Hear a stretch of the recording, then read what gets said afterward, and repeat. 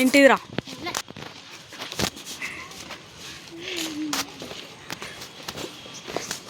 పోతానవా? ఎందుకు?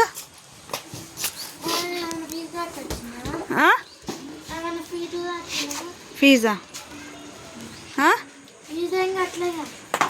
మరి పైసలు లేవు, డబ్బులు, అందుకే కట్టలేదు. స్కూల్ ఫీజు అయితే కట్టినా. ఏంటిది? స్మైల్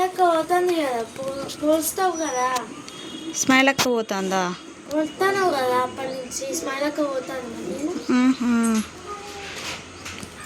అది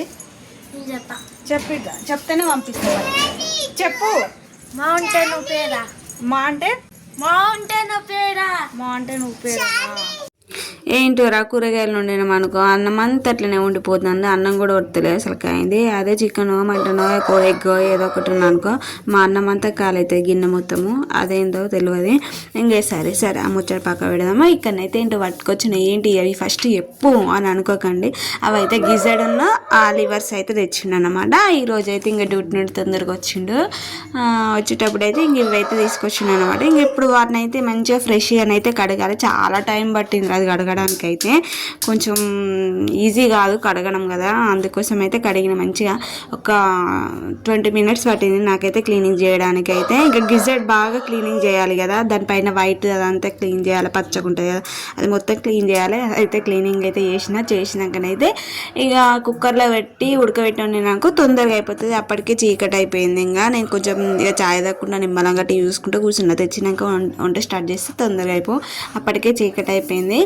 ఇంకా ఇక్కడనైతే నేను కుక్కర్లో ఎందుకు వేసినానంటే, కుక్కర్లో గిజెడ్ను లివర్ అయితే వేసేసి అందులో వాటర్ పోసి కొంచెం ఉప్పును కొంచెం పసుపు కొంచెం నూనె పోసి అయితే కుక్కర్ విజిల్కి అయితే ఒక 3 విజిల్ పెట్టుకున్నా.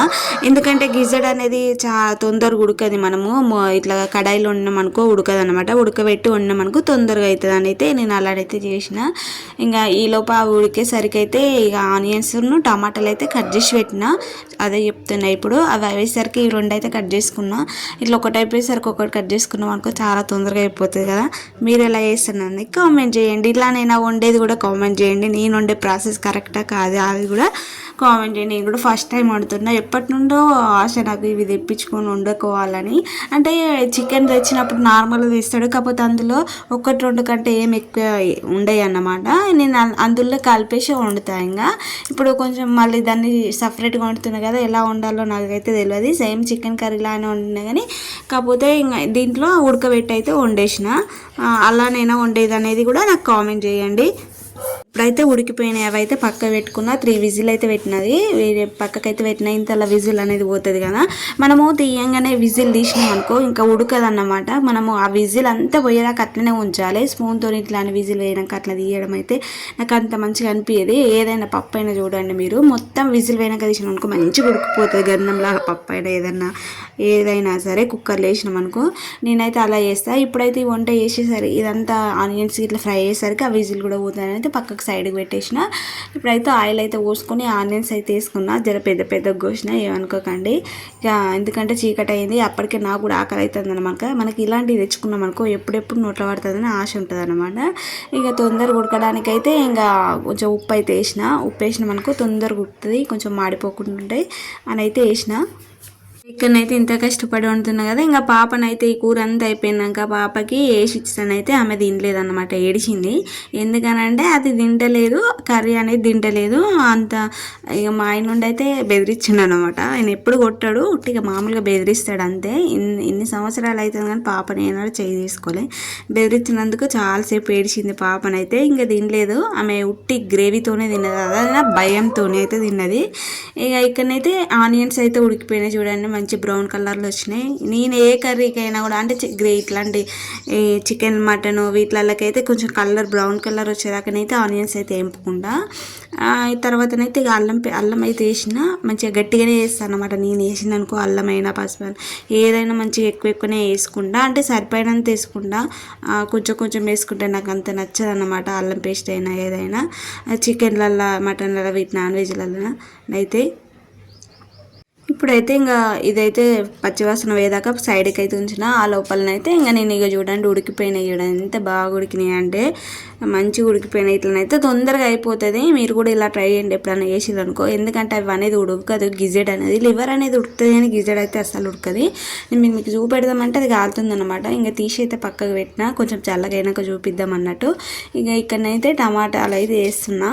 టమాటాలు అయితే కొంచెం మంచిగా అది చిన్న చిన్న కట్ చేసుకొని ఇట్లా మిక్సీకి వేసుకొని కొంచెం వేసినాం అనుకో ఇంకా బాగుంటుంది, కానీ నాకు అంత ఓపికనైతే లేదు. ఇంకా చిన్న చిన్న కట్ చేసుకొని ఇట్లా మంచిగా పైనకి తొక్క ఉడిపోయేలాగా మొత్తం ఇట్లా టమాటా పచ్చళ్ళగా అయ్యేదాకానైతే అల్లనే ఫ్రై చేసిన. ఇప్పుడైతే ఉప్పు కూడా వేసిన. ఇంకా ఏదన్నా ఐటెం వేసిన అనుకో కొంచెం సాల్ట్ అనేది వేస్తాను, ఎందుకంటే తొందరగా ఉడుకుతుంది అని అయితే అట్లా వేసినామంటే తొందరగా ఉడుకుతుంది, నాకు అదొకటి సెంటిమెంట్. ఇక ఇప్పుడైతే ఆ టమాటాని అయితే ఉడికిపోయినాక ఇప్పుడు మనం గిజెడ్ ఉంది కదా ఉడకబెట్టుకునేది అయితే అందులో వేసిన వాటర్ అయితే పక్కకు తీసేసుకున్నా, ఎందుకంటే అందులో చాలా వాటర్ ఉన్నాయి కదా బాగా చార్లాగా అయిపోతుంది అదంతా వస్తే అని ఇంకా పక్కకైతే తీసుకున్నా. ఇప్పుడైతే దీంట్లోనైతే ఇక ధనియా పౌడర్ ఇట్లా అన్ని స్టాక్ అవుట్ అయింది మొత్తం. ఇంట్లో మొత్తం సామాన్ అయితే గట్టిగానే పడుతుంది, తెచ్చుకోవాలి. ఇక పోదాం అనుకుంటున్నాం కానీ కొంచెం టైం పడుతుంది. ఇంకా ఈ సైడ్ అయితే కొన్ని వాటర్, అదే వాటర్ ఇందులో పోసుకున్నా. మీకు ఇష్టం ఉంటే ఆ వాటర్ పోసుకోవచ్చు, లేదంటే లేదు.